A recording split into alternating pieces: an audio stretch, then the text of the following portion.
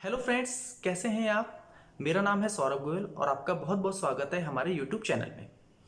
दोस्तों, सबसे पहले तो मैं आपका शुक्रिया करना चाहता हूं कि आपने हमारी जो पहली वीडियो है उसको इतना सराहा। और उसी कड़ी में आज से हमने डिसाइड किया है कि हम लेकर आएंगे इनकम टैक्स से रिलेटेड जो भी अपडेट्स हैं और उसकी एनालिसिस। तो इसी कड़ी में आज हम शुरू करने जा रहे हैं। ये हमारी पहली वीडियो है, उम्मीद करते हैं आपको पसंद आएगी। तो चलिए शुरू करते हैं।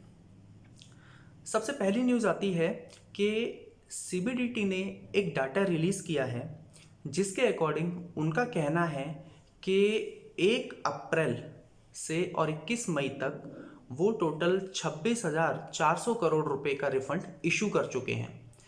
और इसका बेनिफिट जो है लगभग 16,84,000 लोगों को मिला है। इन 16 लाख के अंदर दोनों कॉरपोरेट और नॉन कॉरपोरेट एसएससी इंक्लूड हैं। अब होता क्या है कि किसी एसएससी ने इनकम टैक्स में रिटर्न फाइल कर दी और उसका कुछ इनकम टैक्स का रिफंड बनता है, बट वो किसी वजह से इनकम टैक्स में अटक गया, वो नहीं निकल पा रहा था। तो इनकम टैक्स ने क्या किया, 1 अप्रैल से थोड़ा स्पीडली काम किया और उन सारे अटके हुए रिफंड्स को रिलीज़ किया है। अभी तक टोटल 16,84,000 लोगों के आसपास का जो रिफंड है वो रिलीज़ कर चुके हैं। और मुझे लगता है कि देखिए, जो कोविड-19 की सिचुएशन चल रही है, जो एम्प्लॉयज़ हैं उनको अपनी सैलरी टाइम पे नहीं मिल रही और जो बिजनेसेस हैं उसमें भी कोई खास काम अभी हो नहीं पा रहा है। तो एक अच्छा डिसीज़न है गवर्नमेंट की तरफ से कि ज़्यादा से ज़्यादा लोगों को पैसा अपना मिलेगा तो वो उस पैसे को आगे फर्दर इन्वेस्ट करेंगे और थोड़ी बहुत जो हमारी इकोनॉमी की पोजीशन है हो सकता है कि वो आगे जाके सुधरे। अगली न्यूज़ आती है कि गवर्नमेंट ने श्री राम जन्मभूमि तीर्थ क्षेत्र को नोटिफाई कर दिया as per section 80G। Section 80G क्या है? एक बहुत फेमस सेक्शन है इनकम टैक्स का कि अगर कोई भी डोनर, कोई अपनी मर्जी से डोनेशन देना चाहता है किसी इंस्टीट्यूशन को, तो उसको इनकम टैक्स में कुछ छूट मिल जाती है। उसके लिए उस पर्टिकुलर ट्रस्ट को रजिस्टर्ड होना पड़ता है, इनकम टैक्स से परमिशन लेनी पड़ती है और 80G का एक सर्टिफिकेट होता है। अब गवर्नमेंट ने क्या किया है, श्री राम जन्मभूमि तीर्थ क्षेत्र को 80G के अंदर नोटिफाई कर दिया है।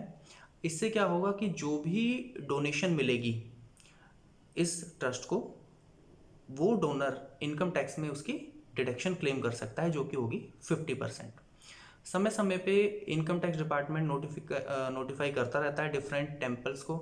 इससे पहले तमिलनाडु के टेम्पल को भी उन्होंने नोटिफाई किया था।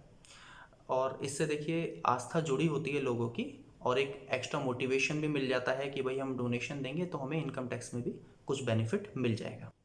सीबीडीटी ने जितनी भी हमारी ट्रस्ट्स, एनजीओज या सोसाइटीज़ रजिस्टर्ड हैं और इनके अंदर जिन्होंने डिफरेंट रजिस्ट्रेशंस और अप्रूवल्स लिए हुए हैं, तो इस बार फाइनेंस एक्ट 2020 में ऑनरेबल फाइनेंस मिनिस्टर ने एक कंडीशन लाई थी, एक नया सेक्शन लाए थे जिसके तहत उन्हें री रजिस्ट्रेशन करना था।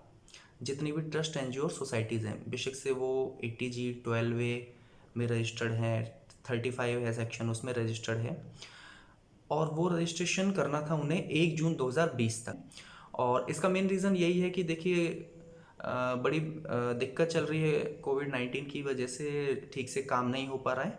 तो गवर्नमेंट भी ये चाह रही है कि जो बहुत ज़रूरी काम है या बहुत ज़रूरी कंप्लाइंसेस हैं सिर्फ वही करने पड़े एसएससी को, और इसलिए उन्होंने ये टाइम लिमिट बढ़ाई है। सीबीडीटी ने एक सर्कुलर निकाला है जिसके अकॉर्डिंग सेक्शन 269 एसयू के अंदर उन्होंने कुछ लोगों को रिलीफ दिया है। सबसे पहले समझ लेते हैं सेक्शन 269 एसयू क्या कहता है।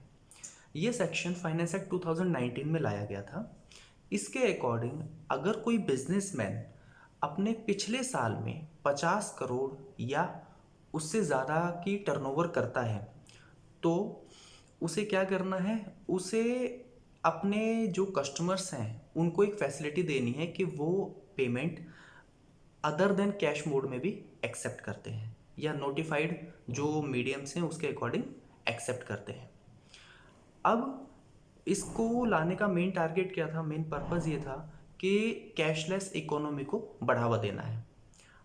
अब जो रिसेंटली नया सर्कुलर आया है उसके अकॉर्डिंग गवर्नमेंट ये कहती है कि अगर कोई B2B ट्रांजैक्शन करता है, मतलब सिर्फ बिजनेस टू बिजनेस में ही डील कर रहा है और अदर देन कैश 95% उसकी ग्रॉस रिसीट है, तो सेक्शन 269 एसयू से उसको एग्जेम्पशन मिल जाएगी।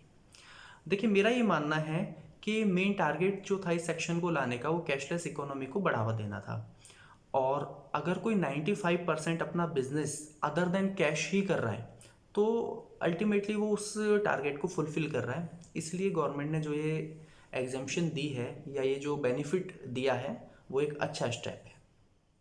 और आज की जो आखिरी न्यूज़ है वो ये है कि फाइनेंस एक्ट 2020 में ऑनरेबल फाइनेंस मिनिस्टर ने जो एक इनकम टैक्स में एमनेस्टी स्कीम लेकर आए थे वो उसकी डेट बढ़ा के अब 31 दिसंबर कर दी है।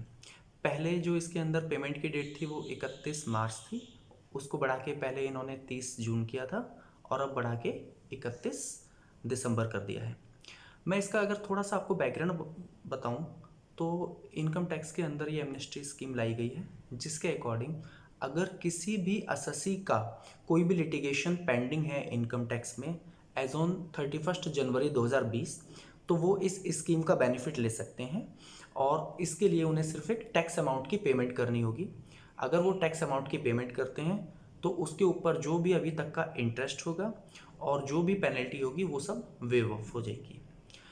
हमारे अकॉर्डिंग ये गवर्नमेंट का एक अच्छा स्टेप है, और क्योंकि अभी लोगों के पास अभी डिस्पोजल इनकम भी कम है, उम्मीद करते हैं दिसंबर तक आते आते सिचुएशन कुछ सुधर जाएगी और हो सकता है कि ज़्यादा से ज़्यादा लोग इस स्कीम का बेनिफिट ले पाए।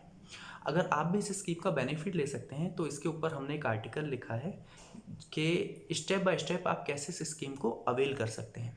उसका लिंक हम आपको डिस्क्रिप्शन बॉक्स में दे देंगे, आप ज़रूर उसको एक बारी स्टडी कीजिए। और इस वीडियो के लिए बस आज इतना ही। आप प्लीज़ अपने जो भी कमेंट्स हैं, जो भी सजेशंस हैं वो हमें शेयर कीजिए और हमें बताइए आपको ये वीडियो कैसी लगी, इसको और कैसे इम्प्रूव कर सकते हैं, और फिर बहुत जल्द मिलेंगे। Thank you.